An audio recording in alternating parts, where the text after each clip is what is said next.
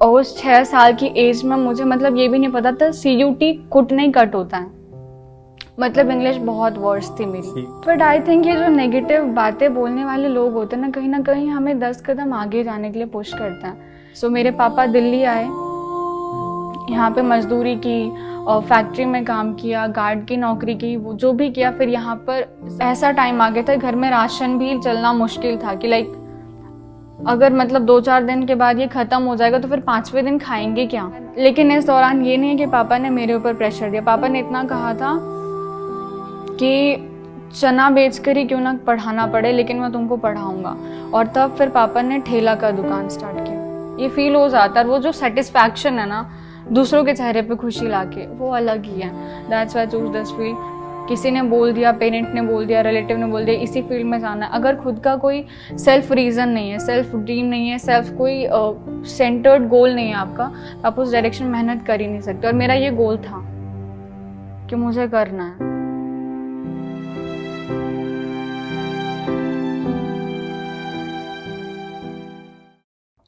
जय हिंद। आज मेरे साथ हैं नीट 2023 की एक टॉपर छात्रा ब्यूटी झा, जिनकी कहानी बहुत ही मोटिवेटिंग है, बहुत ही प्रेरणादायक है। सिर्फ नीट के एग्जाम देने वाले बच्चों के लिए नहीं, हर उस बच्चे के लिए जो किसी कॉम्पिटिटिव एग्जाम को क्रैक करना चाहता है। ब्यूटी आती हैं दिल्ली से। इस बार नीट में उन्होंने 660 नंबर स्कोर किए हैं। कठिन परिस्थितियों में लड़ाई करके ये नंबर उन्होंने प्राप्त किए हैं। ब्यूटी की पूरी कहानी आज हम लोग सुनेंगे। सबसे पहले बेटा बहुत बहुत बहुत बधाई हो। Thank you. Many congratulations. Thank you. क्या वो कुछ उदास लग रहे हो आप? नो। फिर ये लाइट वेट से डर लग रहा है? ऐसी कम बोलते हो हमेशा आप? बस मैं मेरे भाइयों को पीटती हूँ तब बोलती हूँ। भाइयों को पीटते हो? हाँ, 2 छोटे ना बहुत शरारत करता है। मतलब जब पढ़ाती हूँ तभी पीटती हूँ। हाँ, ऐसे मत स्टार्ट करो, लोगों को डर लग जाएगा। तो रहा है। हाँ, रिकॉर्ड हो रहा है। क्या रिकॉर्ड हो रहा है? तो तुम्हें क्या लगा मैं क्या बात कर रहा हूँ? नहीं ठीक है, पीटना चाहिए। छोटे भाई बहन तो पीटने के लिए होते ही है। मैं भी बहुत पिटा हूँ अपनी बहन से।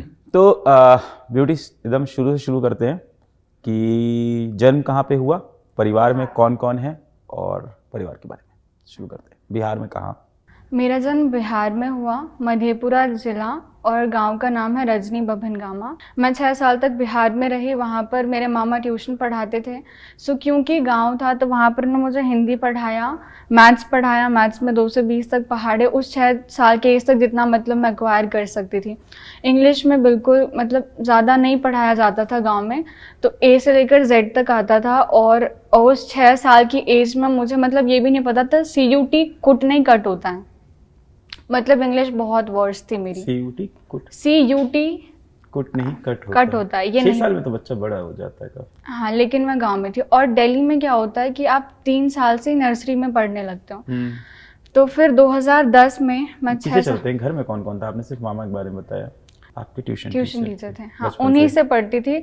और सुमन मामा नाम है। और मतलब मैंने दिल्ली में आके इनिशियली जितना सक्सीड किया, जितना मतलब मेरी परफॉर्मेंस थी इनिशियली, वो जस्ट बिकॉज ऑफ हिम थी कि उन्हें मार के या फिर डांट के उन्होंने बहुत कुछ सिखाया। अभी तो अंग्रेजी बहुत बेहतरीन हो गई है आपकी।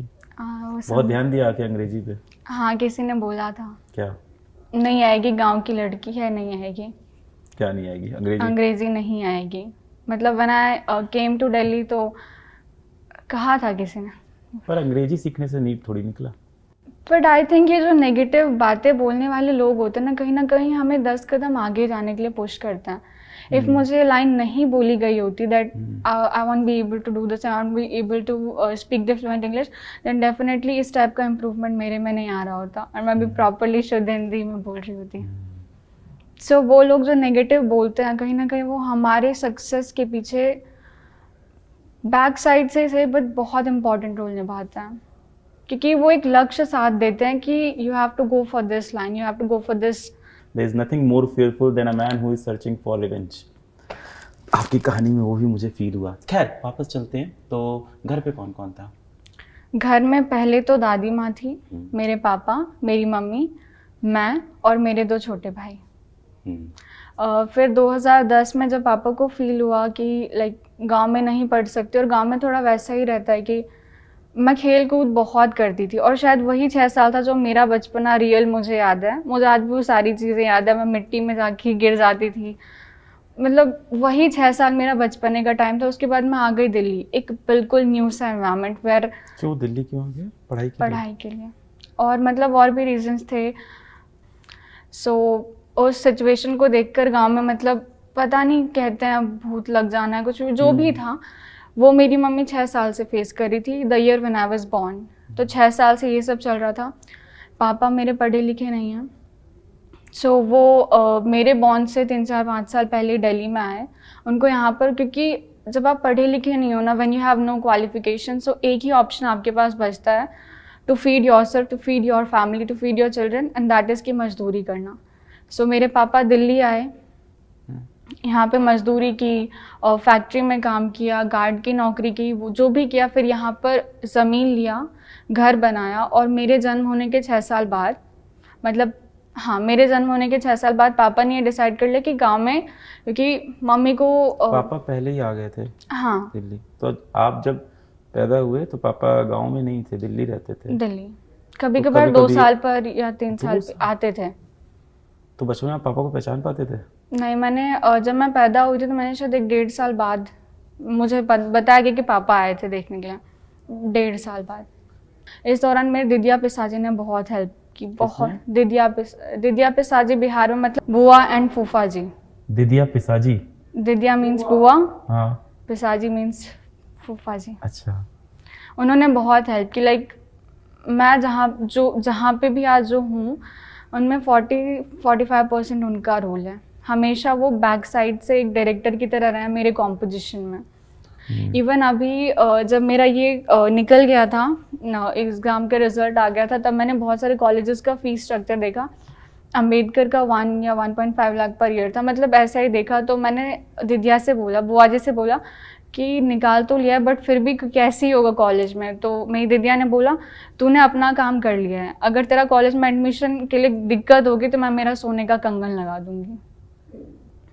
सो मतलब कुछ चीज़ें होती जो बहुत मोटिवेट कर जाती हैं। ऑफ कोर्स मैं उनका वो सेल नहीं होने दूंगी, बट वो चीज़ है जिसने कि मुझे बहुत लाइक हिम्मत दिया उस वक्त पे कि हाँ, है कोई जो संभाल लेगा।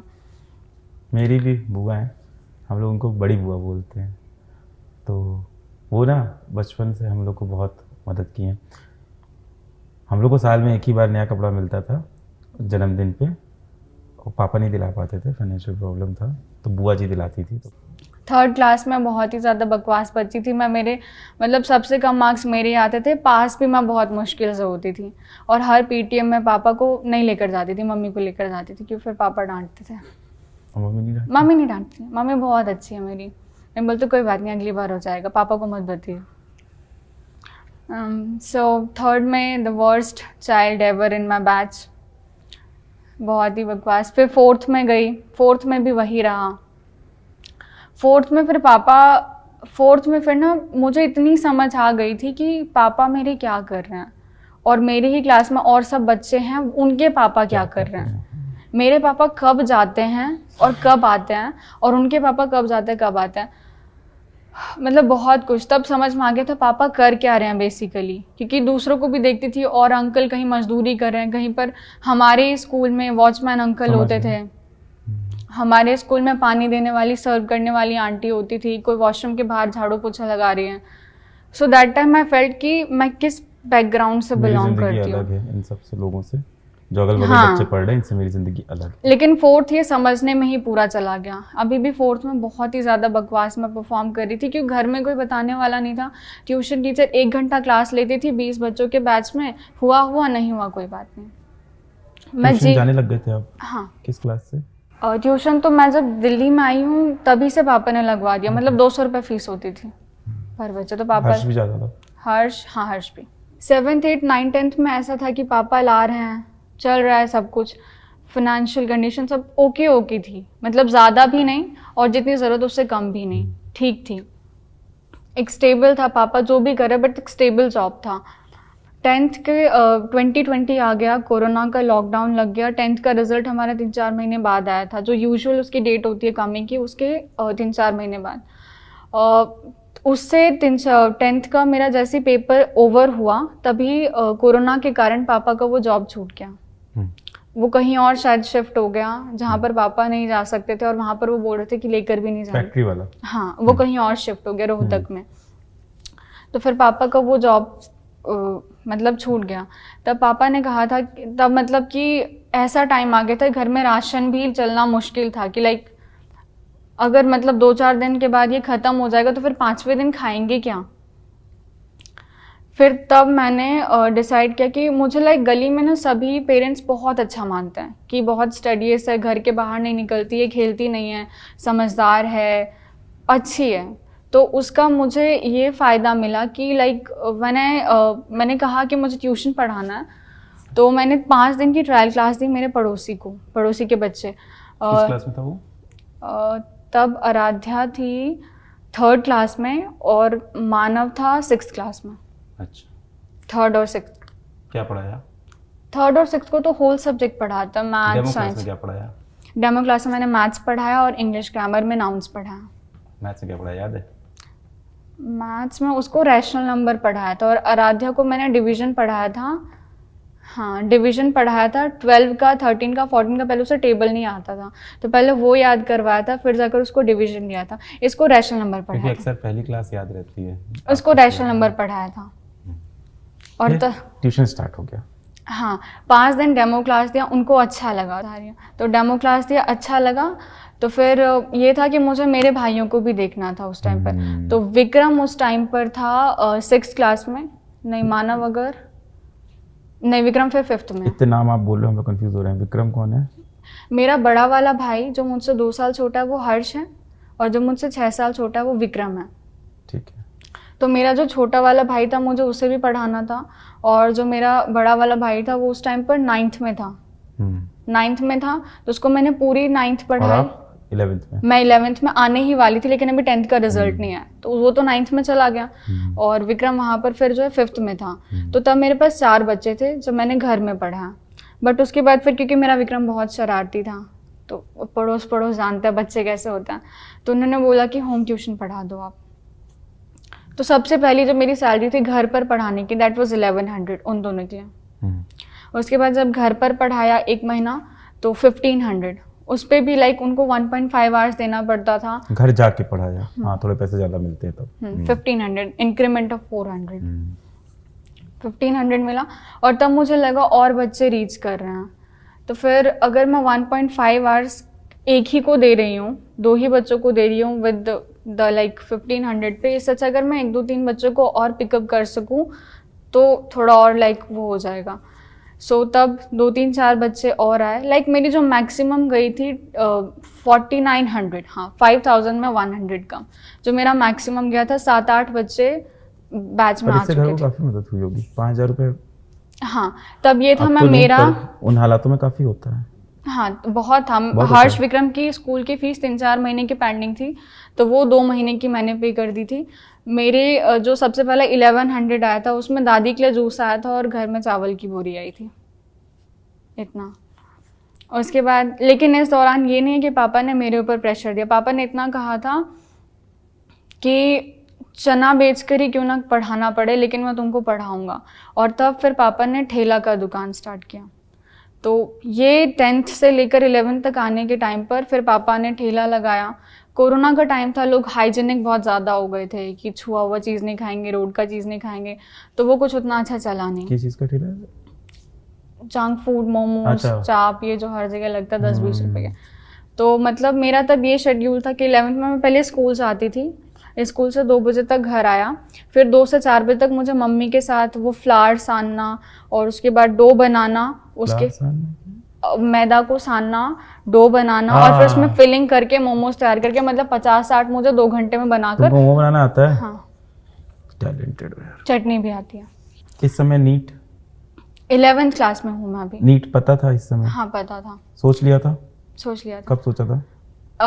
शायद 10th की स्टार्टिंग में सोचा था, बट जब मैंने ट्यूशन पढ़ाने लगी ना, और जब मैं 11th का मेरा ये शेड्यूल मेरा देख लिया कि मुझे बिल्कुल टाइम नहीं मिल रहा है, तो इतना समझ में आ गया नीट तो नहीं होगा। तब मैंने BSc नर्सिंग का 11th में सोच लिया था कि 12वीं के बाद BSc नर्सिंग करनी, क्योंकि नहीं हो सकता।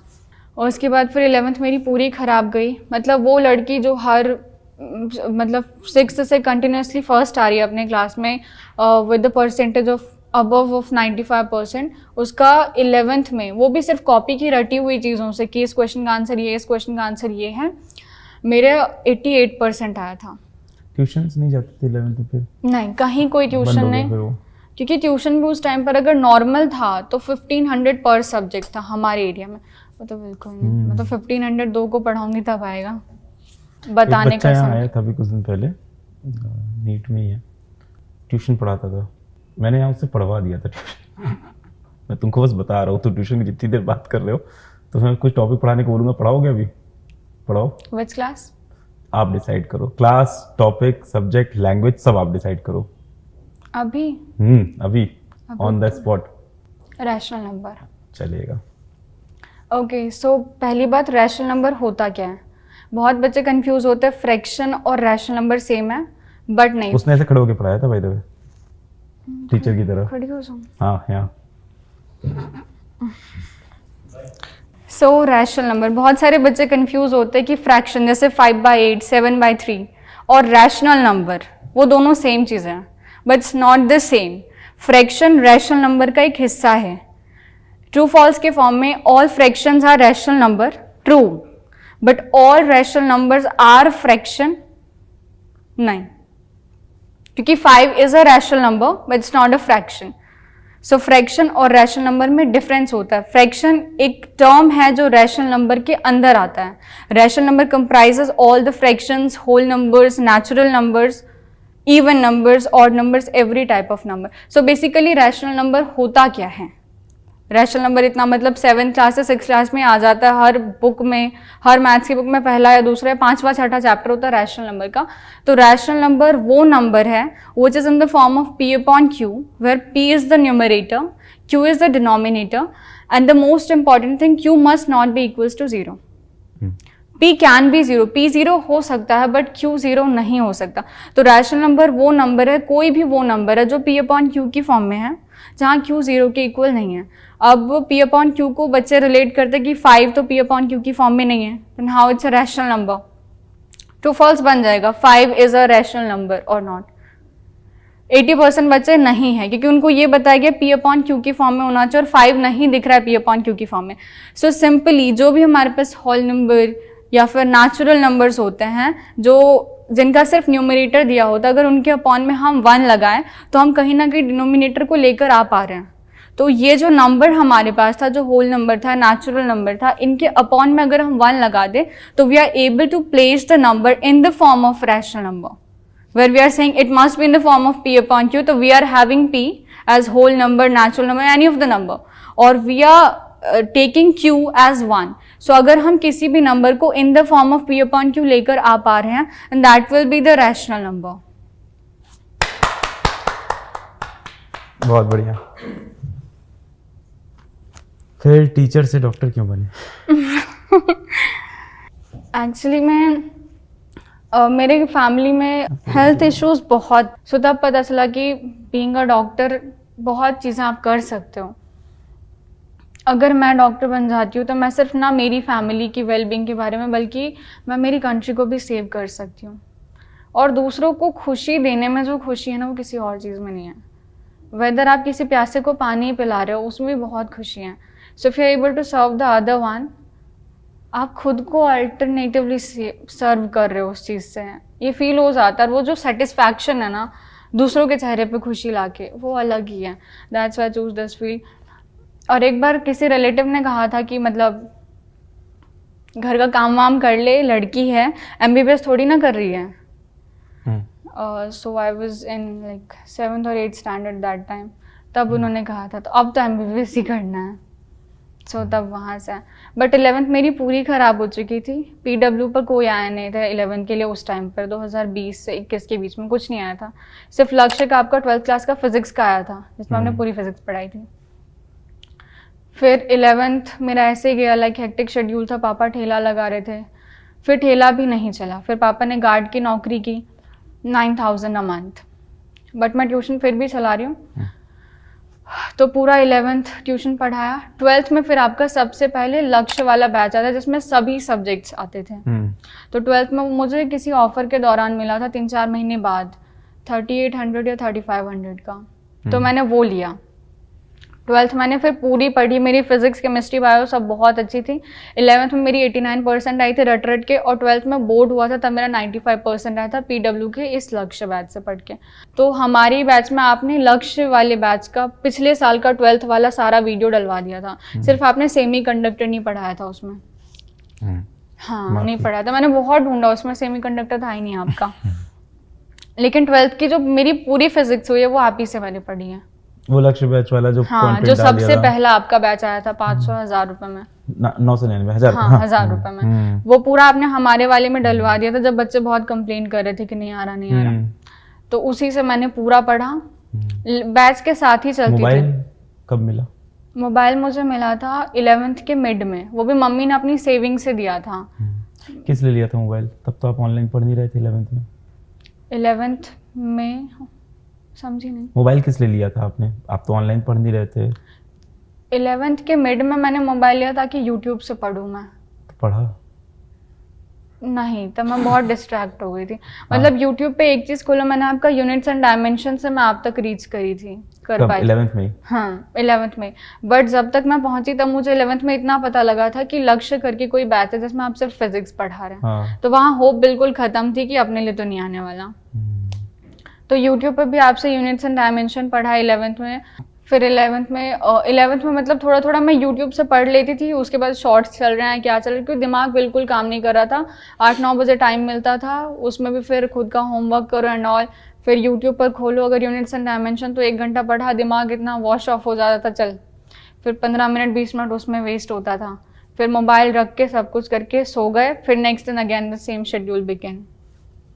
सो 11th तो पूरी बर्बाद गई थी, रट कर बस मेरे मार्क्स आए थे 88%। 12th में फिर मैंने सही में अच्छे से पढ़ा, बैकलॉग आया, ऐसा नहीं है कि नहीं आया मैंने खुद ब खुद ट्यूशन पढ़ाया जारी था 12th में। लेकिन 12th में ये था कि मैं स्कूल कम कर दिया था मैंने, मतलब 30 दिन में मैं स्कूल 15 से 18 दिन जाती थी, और बाकी मैं जैसे कल का कोई लेक्चर रह गया, कल मैं स्कूल गई, कल के 3 लेक्चर्स रह गए तो आज छुट्टी करके वो 3 लेक्चर कवर कर लिए, और आज के भी लेक्चर्स, तो 6 लेक्चर्स अ डे। पहले लगता था कि अगर आप फाइनेंशियली स्टेबल नहीं हो, कोटा नहीं जा सकते, इन सब इंस्टीट्यूट में नहीं पढ़ सकते, तो इसमें सिलेक्शन होगा ही नहीं। बस यही चीज़ आपके वीडियो से भी अभी लोग सीखेंगे, इसमें सिलेक्शन होगा ही नहीं, ये लगा था मुझे। बट जब मैंने वो 4000 रुपये का कोर्स लिया, यकीन 1.2 लिया था, तब फील हो गया था टीचर्स देख कर कि सब कुछ ऑसम है। और मुझे इतना फील होता है कि ऑफलाइन से भी बेटर है ऑनलाइन, क्योंकि 1.5 घंटे 2 घंटे के बैच में टीचर जितना ऑफलाइन नहीं पढ़ा पाता ना, उतना ऑनलाइन पढ़ा देता है। क्वेश्चन प्रैक्टिस ऑनलाइन में ज़्यादा होता है, कंटेंट ज़्यादा होता है, एप्लीकेशंस वो ज़्यादा बताते हैं। ऑनलाइन में सब कुछ बेटर है, बट स्टूडेंट को वहाँ पर कंसिस्टेंसी चाहिए होती है, दैट्स द थिंग। तो मतलब वो नेचुरल चीज़ ना जो कि सफलता आपसे डिमांड करती है, वो आप ऑनलाइन पढ़ोगे तभी निकलेगा। ऑफलाइन में तो गधे घोड़े से भी निकलवा देता है मार मार के। ऑनलाइन में you have to maintain your consistency, you have to 80% roll फिर आपका हो जाता है ऑनलाइन में। फिर 20% आपका क्या पढ़ाया जा रहा है, क्या कंटेंट है, ये वो। अगर आप सेल्फ मोटिवेटेड हो तो ऑनलाइन से आप पढ़ सकते हो। जब मतलब एक लक्ष्य अगर आपके पास है कि क्यों करना है, तो आप कर सकते हो। अगर रीज़न नहीं है क्यों करना है, किसी ने बोल दिया, पेरेंट ने बोल दिया, रिलेटिव ने बोल दिया इसी फील्ड में जाना है, अगर खुद का कोई सेल्फ रीज़न नहीं है, सेल्फ ड्रीम नहीं है, सेल्फ कोई सेंटर्ड गोल नहीं है आपका, तो आप उस डायरेक्शन में मेहनत कर ही नहीं सकते। और मेरा ये गोल था कि मुझे करना है। बात ये है ना, मैंने हर टीचर से पढ़ा होगा पीडब्ल्यू की, क्योंकि कुछ बच्चे बोलते हैं, कुछ लोग भी बोलते हैं you have to stick to one teacher, but मैं बोलूँगी आपको अपने कंटेंट और अपने सिलेबस पे स्टिक करना है। बाकी पीडब्ल्यू एक ऐसा प्लेटफॉर्म है जहाँ के सारे टीचर्स ऑसम है। थैंक यू इलेन, मेरी सीरियसली सभी टीचर्स गजब है। मतलब हर किसी का वो पढ़ाने का वे, आप जिससे पहली बार पढ़ोगे ना वो भी समझ में आ जाएगा। मेरा नीट का एग्ज़ाम जिस दिन था उस दिन मैंने आकांक्षा मैम का वो जो पॉडकास्ट होता है, मैं नीट का एग्ज़ाम देने जा रही हूँ, रिक्शा में हूँ और मैं वो पॉडकास्ट सुन रही थी। मतलब फर्स्ट टाइम मैंने उनका सुना था, डाइजेशन वाला सुना, ब्रीदिंग वाला सुना, बॉडी फ्लूइड्स एंड सर्कुलेशन वाला सुना। ये 3 पॉडकास्ट मैंने सुने थे, आधा घंटा का था। दैट टाइम आई फेल्ट कि कुछ भी नहीं है to stick with the one teacher. You can jump from one teacher to another, but the main thing you have to stick to your syllabus. Syllabus क्या है? अगर ये चैप्टर हो गया तो अगला चैप्टर हम लोग करना। क्यों मना करते हैं? बच्चा क्या करता है ना कि लॉज ऑफ मोशन पहले एक टीचर से पढ़ता है, फिर दूसरे से पढ़ता है, फिर तीसरे से नहीं, एक चैप्टर आप एक को पकड़ो। यस। मार्क में करके। कितने नंबर आ रहे थे आपके?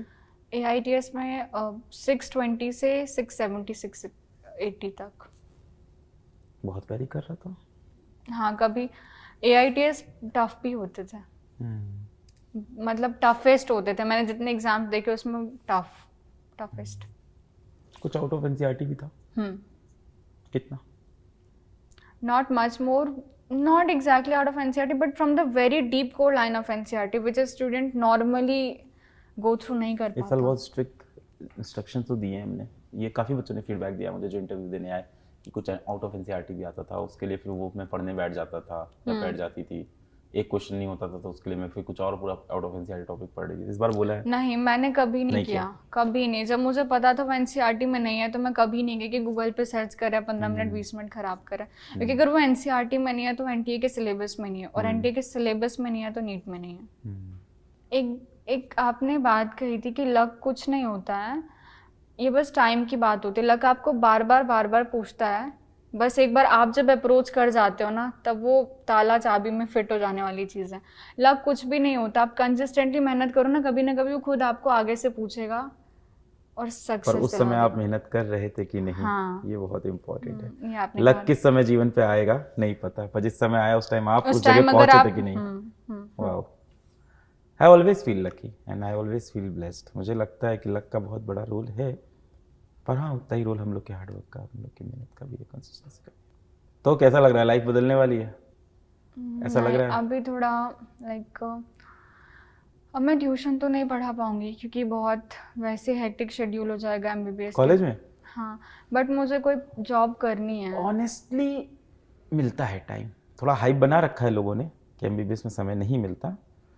ऑनेस्टली मेरी बहुत से MBBS स्टूडेंट से बात होती है, टाइम होता है काम करने का जीवन में, ऐसा नहीं है समय नहीं होता। और मुझे लगता है कि समय होता है या नहीं होता है ये इस बात में निर्भर करता है कि आप किस परिवार से आते हो। जिस परिवार से आप आते हो, जिस परिवार से हम आते हैं, हम लोग को काम करना पड़ेगा। तो इसका कोई और विकल्प है ही नहीं। और जो लोग ये बोलते हैं कि बहुत पढ़ाई है समय नहीं है, वो दूसरे परिवारों से आते हैं, वो शायद अफोर्ड कर सकते हैं। तो काम तो आपको करना पड़ेगा अगले 4-5 साल मेरे ख्याल से। पिताजी अभी भी काम कर रहे हैं। बट अब मैं सोच रही हूँ उनको रिटायर कर दूँ, मुझे खुद वर्क करना। अभी नहीं कर पाओगे? नो सर, उनको हेल्थ इश्यूज, उनको लिवर में grade B fatty liver and swelling आ गई है बॉडी में, और घुटनों में प्रॉब्लम। मतलब शुरुआत से क्योंकि पढ़े लिखे नहीं थे तो हमारे लिए हर पॉसिबल काम किया है। राशन की दुकान लगाई है, ठेला लगाया है, मजदूरी की है, पत्थर उठाया है, एवरी पॉसिबल थिंग। अभी सफाई कर्मचारी हैं। पर अगर आप सोच रहे हो कि कॉलेज में समय नहीं मिलता तो गलत समय है। मैंने बोला ना, समय इंसान पे निर्भर करता है, परिस्थिति पे निर्भर करता है, निकालना ही पड़ेगा आपको। कॉलेज कौन सा जा रहे हो, क्या प्लान है? दिल्ली के बाहर तो नहीं जा सकती क्योंकि मेरे फैमिली में बहुत ज़रूरत है मेरी हर सिचुएशन में। तो दिल्ली में फी वाइज भी देखना है मुझे, तो एक लेडी हार्डिंग लग रहा है, अफोर्डेबल है। कितना फीस है उसका? ईयर का 1400। हॉस्टल आप लोगे नहीं? फर्स्ट ईयर नहीं कंपलसरी देंगे, है? फर्स्ट ईयर में नहीं देंगे, डोमिसाइल दिल्ली है। तो ठीक है, सही है, अच्छा है, घर से बेटर है आपके लिए। बट बहुत दूर पड़ता है मेरे घर से। कितना? 22 किलोमीटर्स। घर वाले खुश नहीं है अभी जब सेलेक्ट हुए हो? हाँ खुश है। लाइक एक अंकल ने बोला, क्योंकि ना अभी मैं मेरे पापा को बस इतना कर सकती हूँ कि पढ़ाई लिखाई करके, हम जिस फैमिली से बिलोंग करते हैं ना वहाँ पर बच्चा फर्स्ट आ जाए ना तो मेरे पापा का सीना वहीं पर बहुत चौड़ा हो जाता है कि हाँ ठीक है, क्योंकि वो खुद की कंडीशन देखते तब उनको सेटिस्फैक्शन मिलता है कि हम कुछ भी कर रहे हैं, एटलीस्ट मेरा बच्चा तो पढ़ रहा है ना। हम अगर खुद नहीं पढ़ पाए बट मेरा बच्चा वो पढ़ के दिखा रहा है तो बस हो गया। एक अंकल ने कहा था, मतलब बहुत सारे लोग हैं जो मोटिवेट भी करते हैं कुछ ना कुछ ऐसे लाइंस बोल कर कि झा जी आप क्या बात कर रहे हैं, कुछ मतलब 5-6 साल बाद लोग आपसे हाथ मिलाना तो दूर आंख मिलाने के लिए भी सोचेंगे। क्या बात है? So, उसके बाद मेरे पापा वाज लाइक मैं ही डॉक्टर हूँ। ठीक है ब्यूटी, बहुत बहुत बधाई हो। और थैंक यू। तुम्हारी कहानी सुन के मुझे खुद बहुत मोटिवेशन फील हो रहा है। हम लोग कोशिश कर रहे हैं, जो कर सकते हैं वो कर रहे हैं, इस तरह कोर्सेज निकाल रहे हैं, फ्री भी पढ़ा रहे हैं। अभी इस संडे को ना हम लोग अब 6 नए चैनल्स पे पूरा फ्री कोर्स निकालने जा रहे हैं, अब कंप्लीट फ्री। मतलब पहले भी होते थे, अब इस बार 6 नए चैनल पे पूरा फ्री कोर्स चलाएंगे हम लोग। 11th का, 12th का, ड्रॉपर जेई, ड्रॉपर नीट का कंप्लीट। क्योंकि कुछ बच्चे बैच 4,000 रुपये बहुत ज़्यादा होता है कई लोग के लिए, भाई नहीं ले पाते हैं, तो 4 साढ़े 4 हो गया अब तो उसके लिए ये चीज़ कर रहे हैं। मैं अपनी तरफ से तुम्हें 2 लाख की एक स्कॉलरशिप और इसके साथ साथ PW में एक जॉब, ये मैं अपनी तरफ से तुमको करता हूँ, क्योंकि मुझे बहुत इंस्पायरिंग फील हुआ। और यहाँ तक तुम आओ, मैं तुम्हें कोई स्कॉलरशिप नहीं दूँ तो मुझे अच्छा फील नहीं होगा, आज रात को नींद नहीं आएगी। And I am really proud of you and we just love students like you who made us proud. आप अगर नहीं होते ना तो मैं आज यहाँ नहीं होती। जस्ट बिकॉज ऑफ यू ये चीज़ रिवोल्यूशनाइज हुई है कि मतलब नीट और जेई का एग्ज़ाम क्लियर करना at the just cost of 4,000, just a miracle. मतलब कभी यकीन नहीं होता था कि मैं यहाँ पर आ पाऊँगी। ये सब आपकी वजह से हुआ है और आपका तो नाम ही है अलग। सो आपने लाखों बच्चों की ज़िंदगी लिख दी है, मेरी भी। लकी हैं हमें करने को मिला। हम कहते हैं ना, बहुत लकी हैं कि ये काम करने को मिला है। मम्मी पापा के अलावा मैं 3 भगवान को मानती हूँ, दिदिया, पिसाजी और आप। हाँ, मेरे नाम की बात की, आपका नाम भी बहुत अच्छा है, ब्यूटी, सो ब्यूटीफुल। आपको एक कॉम्प्लीमेंट बहुत मिलता होगा बेटा। मुझे मेरे टीचर्स बोलते थे, you are the beauty of your family, you are born to do something, और beauty with brains. The only thing I would like to say कि कहानी शुरू हुई है, अब फिर से आपके साथ वही होने वाला है जो बचपन में आपके साथ एक बार हुआ था जब आप क्लास जंप किए थे। छोटे तालाब में बड़ी मछली थे आप अभी तक, क्योंकि टेस्ट में आपकी 82 रैंक आ रही है, नंबर अच्छा है। पर अब आप जिस कॉलेज में जाओगे तो आप बड़े तालाब की एक छोटी मछली बन जाओगे, क्योंकि सारी मछली आपके बराबर की होगी। तो फिर से वही ज़िंदगी, वही कंपटीशन, और जहाँ उनके पास जीवन में पढ़ाई की सेवा करने को हो सकता हो मौज मस्ती हो, खुशियाँ हो, आपकी ज़िंदगी में अभी भी कहीं ना कहीं परिस्थितियाँ ऐसी होंगी कि थोड़ा स्ट्रगल होगा, मेहनत होगी, एक नौकरी होगी जो आप कह रहे हैं आपको करना है PW के साथ, अभी हम लोग फिगर आउट करते हैं। पर ठीक है, लड़ेंगे, जीतेंगे, मज़ा आएगा, और क्या। बहुत बधाई हो। सो ये थी ब्यूटी की स्टोरी। फिर मिलेंगे, हमें बहुत गर्व है ब्यूटी जैसे बच्चों पे। जय हिंद।